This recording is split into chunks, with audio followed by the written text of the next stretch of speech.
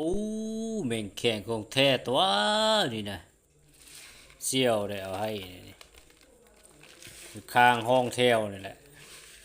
เสี่ยวหักเสี่ยวแพงเอาให้โอ้เมื่อวานนี่ตัวเราอันหมู่เราไปก้านนะมีใหม่สดนะธรรมชาติ100%นะนี่เนี่ยนะสมุนไพรออร์แกนิกเฮ็ดแจวอันเพชรขี้หนูกินก่อนโอ้มื้ออื่นจะได้ไปซื้ออันเพชรขี้หนูนี่ครับแท้จังซี่นี่นะโอ้สิใส่อันหอมบัวปักเทียมปักแคนปักตู้หัวสีไข่ใส่ให้มันครบสุดในปักหอมใส่ซื้อเพชรขี้หนูนี่มาใส่โอ้นี่คั่วไว้นี่กุมลายมือได้นี่ตำใส่เทละน้อยเนาะความหอมของมันนะคือสมุนไพรดังจนเวอร์เลยได้นี่ให้กินเจลโซ่จะเป็นคอนเทนต์นี้กันนี่ก็ได้เอ้ยอันใดก็เป็นคอนเทนต์มันเนาะพิลึกหลายเนาะโอ้หอมเท่หอมวะคือจะมีวิตามินโปรตีนหลายเบิ่งโอ้มันกินพืชผักนะกินใบไม้มันอยู่ตามปลายไม้นี่โอ้โชคดีแต่ว่าหายากได้สิช่วยจะได้กินมันบ่ธรรมดาได้ต้องได้เข้าปูเข้าป่าไปหาปลาดงดิบปุ่นแหละหาอยู่หากินธรรมชาติอยู่แต่เฮือนไม่ได้กินเด้ต้องออกจากบ้านไปเด้โอ้ตับเจียวจิคักพี่น้องใส่มะแคนหอมๆเนาะใส่หอมบัวหอมป้อมเอาหอมแป้นใส่นะจิคักอยู่เอามันได้จัก5 นาทีเลยนี่โอ้มีบำรุงตลอดไว้ยำใดก็ได้ป้าโถนะคุณน่ะทองบักวิงเบ่งมันกินพืชผักนะอยู่ปลายไม้นะยอดไม้นะมันกินโอ้ธรรมชาติล้วนๆเลยพี่น้องอันนี้แมงแคงของแท้เด้อพี่น้องอันนี้โอ้ชิคักเลยเว้ยทองปุ้งเอาแท้ว่านี่โอ้ตำเจียวสุดยอดเลยบายใส่อันข้าวเหนียวหอมๆมันเนาะแบบอันข้าวไหม้นะข้าวเมาบายใส่เห็ดอันปันเขาใหญ่ๆกินโซ่เห็ดแบบคอนเทนต์เวลาคนเขาคลิกไปเบิ่งเนี่ยโตน้ำเตยจนไหลย่อยมาเลยความอยากนะเขาพอได้เห็ดคอนเทนต์นะ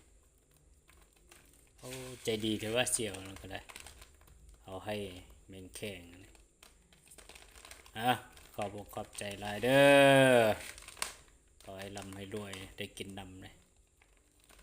เดี๋ยวโชคดีขนาดด้วยโอ้นี่เบิ่งตัวใดก็ทองบักเบ่งเบ่งมาโชคดีแต่ว่าปลานั้นเบ็ดเขาเล็บสร้าง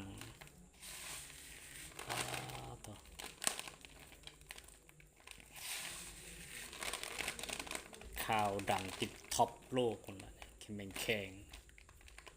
ช่วยจะได้กินมันธรรมดาเลยของธรรมชาติ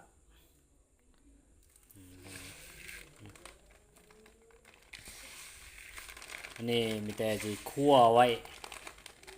แล้วก็ใส่เจียวแต่ละน้อยเอาหรือว่าจะตำกินบาทเดียวเลย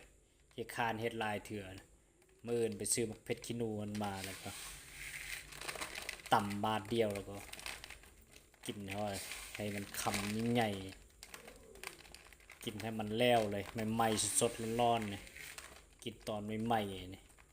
คั่วแล้วก็มื้อตำเลยใส่เครื่องหอมอย่างครบสุดหมดเลยเนี่ยจัดการ ให้รางวัลตัวเองโอ้นะนะโถหอมแต่หอมวะหอมคือยาสมุนไพรผู้บ่มักก็ว่าคิ้วนะผู้มักก็ว่าหอมมันเป็นสมุนไพรเนี่ยเวลาเฮาดมเบิ่งเนี่ยป้าโถ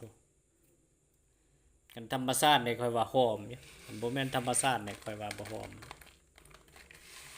อันนี้มันธรรมชาติสร้างขึ้นเลยตะแมงแข็ง